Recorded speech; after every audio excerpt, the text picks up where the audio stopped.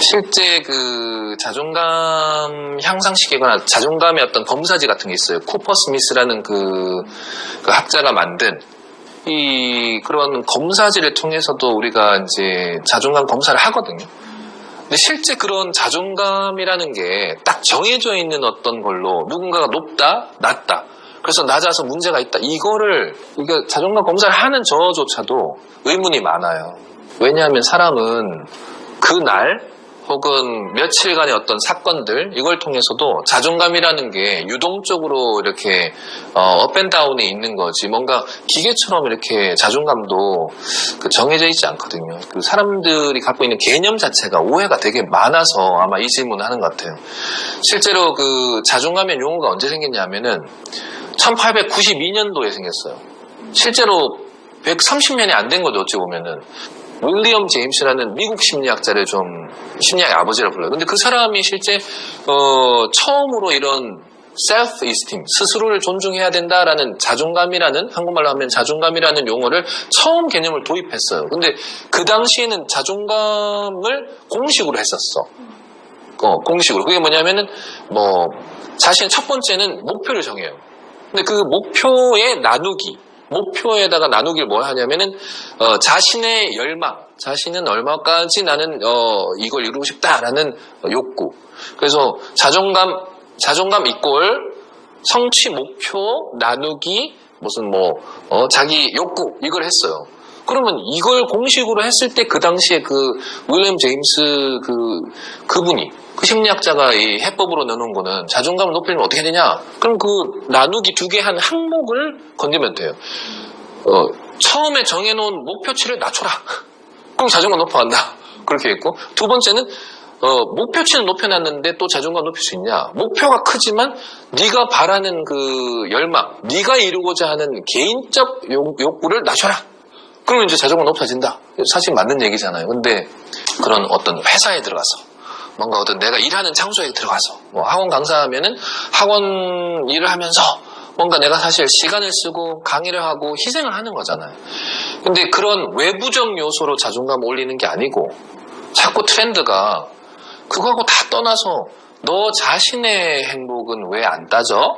그러면서 이제 내 자신의 행복으로 오면서 이게 막 우후죽순 막 이것저것 전부 다 뭔가가 이 사람이 힘들어 보이면 다 자존감의 문제라고 이제 얘기를 하면서 이게 사실 자존감의 실제 의미가 막 흐트러지고는 있어요. 자존감은 자아 존중감이라 했잖아요. 원래 표현이. 그러니까 자아예요. 쉽게 말하면 자아나. 근데 자아는 우리가 막 눈에 안 보이는 그런 개념이 아니고 자아는 실제 우리가 100ml, 200ml라고 하는 그 액체 용의 그 양이 있잖아요. 그것처럼 사실은 정해져 있다고 해요. 의사들이나 아니면 실제 생리심리학자들이나 이런 사람들이 어느 정도 힘든 일을 하면 그만큼 신체가 힘들어졌으니까 진짜 내가 뭔가를 의지를 갖고 내 안에서 이끌어내는 이런 자아가 힘이 생기냐? 떨어져요. 그런 것처럼 양이 있어 정확하게.